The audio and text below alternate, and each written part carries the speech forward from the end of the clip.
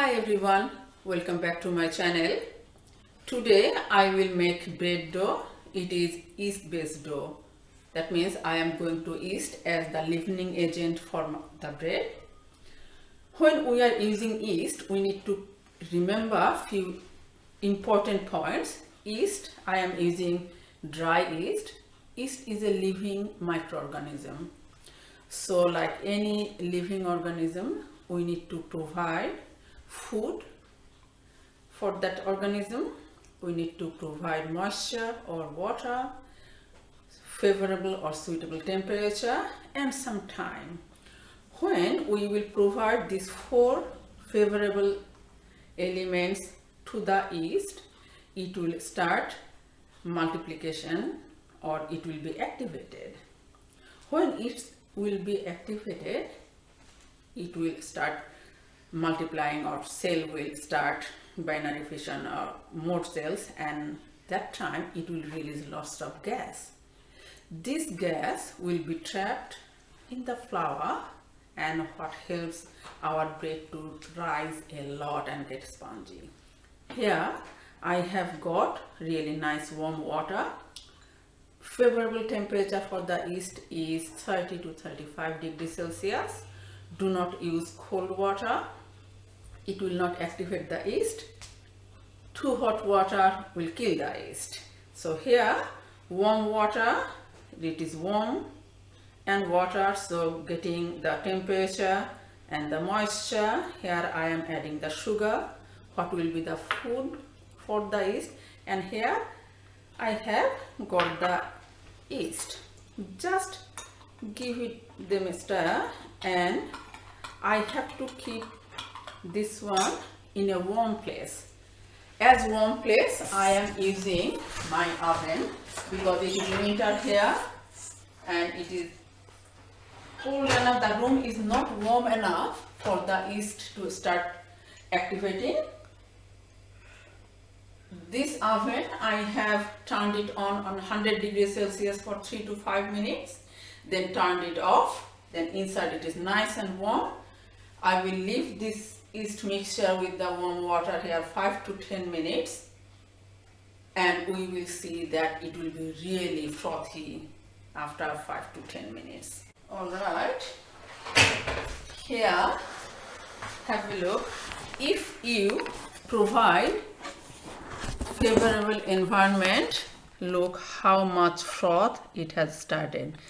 Yeast is activated. It took me only 3 minutes. Yeast is activated and this much gas and froth. Yeast is really activated now, and this one we will use here to make the dough. Here I have flour with pinch of salt, and I will tip up all this liquid in here. One thing always remember, that you will need to provide warm, favorable for the yeast. So any liquid you will use warm water, or if you are using milk, it has to be warm milk. Your dough will be at the end. When you will make it, it has to be warm. I will just put a little bit of warm water here so that all these in the jar all are part of yeast, and I will use all of them. And now I have added bit of oil. Oil will help the dough to be really nice, smooth texture. And here I can see that there's lots of more dry flour is there. As I will need water, I will keep on using warm water. As I said, do not use cold water, and of course not too hot water either. So I will need a bit more again. So adding water, roughly you will need 50% of water of your flour quantity, and again and this dough needs to be softer. Softer the dough, softer the bread will be. When all the dry flour will come together, at this stage I will tip it on the bowl.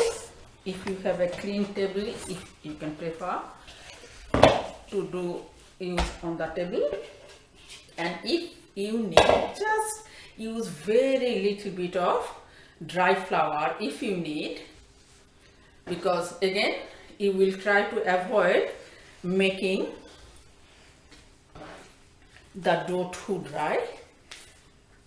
Now kneading is very important for this type of dough. Using your heel of your palm, you are stretching the dough and bringing it back. Keep on doing like this, and it will take you maybe 5 minutes or more until the dough is really smooth and elastic. You can see lots of dough is sticking on my fingers and hand. I will use a bit of dough to clean my hand, but not just yet. When the dough will become nice, smooth and elastic, that time I will use a little bit of dry flour to clean my hand. After roughly 3 minutes of kneading, I will get a little bit of flour to clean my hands and fingers. Just a little bit on your hand and use the other hand to rub off. All the dough will come off from your fingers and your palm, like when we do blue tack, similar like this. And the last minute I will just get all of them together and have a look here. That dough is very soft and elastic and really smooth. Have a look here. It is looking very smooth and like elastic, and of course it is very soft. And I will put this dough in the bowl here. I have put little bit of oil, just grease it all around the bowl, and I will transfer this dough in there. What will happen, greasing only just to prevent sticking too much in the bowl. And this dough, I can cover it with plastic wrap or damp tea towel with really warm water. Make it really warm water. The tea towel is warm, so it will provide the warm temperature and the moisture for the damp towel. It will keep the moist level as well, so surface of the dough will not dry up. I have the warm towel which is damp as well. We'll cover it, and now I will put this one in the oven which is warm, not on, as I have done for the yeast fermentation. I will leave it in here at least 1 hour, or if I need more, till the dough will be double in size. It's called proving. By proving, what is happening, warm temperature, of course food and moisture, everything is there for the yeast to stay activated. It will keep on multiplying, it will keep on releasing the gas. And when I did the kneading, with the kneading I have activated the gluten in the flour. So gluten is a natural protein, it stays in wheat and a whole lot of other grains.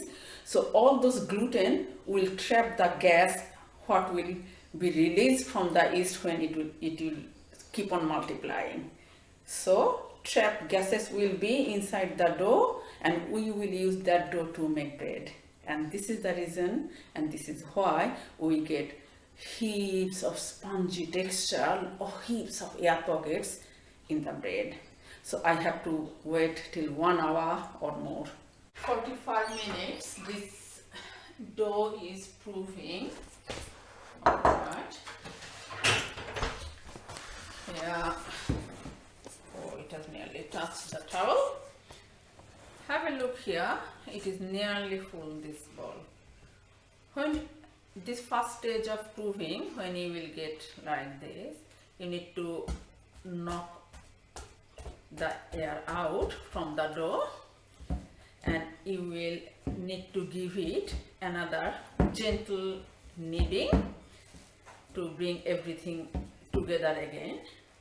And this yeast-based dough is ready to use anything, such as you can make pizza, use as your pizza base, you can make calzone, you can make any type of other bread rolls or any type of bread we make using yeast, such as naan bread as well. But always try to remember those 4 key areas when we ferment or activate the yeast, that is give food, which was sugar, water, warm water for the temperature, and some time. As much these 4 key areas we will be able to provide the yeast, it will be activated really quickly and we will get lovely dough. So before we use the dough to make any food, knock off and give it a gentle massage, and then after that you need to portion this dough, whatever you are making, what size or shape you want to make, according to that portion the dough, make smooth ball and leave it on a clean surface or with some dry flour or oil. Give some resting period of that smooth ball before you roll it out. This resting period we need to give the dough because for kneading gluten is very activated. So that 10-15 minutes resting period time, it will relax the gluten. So when you will roll out that dough ball, it will stretch nicely.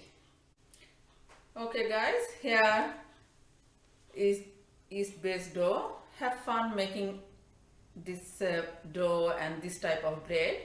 The recipe will be in the description box. If you like this video, please leave a like, and if you want to watch more videos like this, please subscribe. Thanks for watching. See you next time. Bye.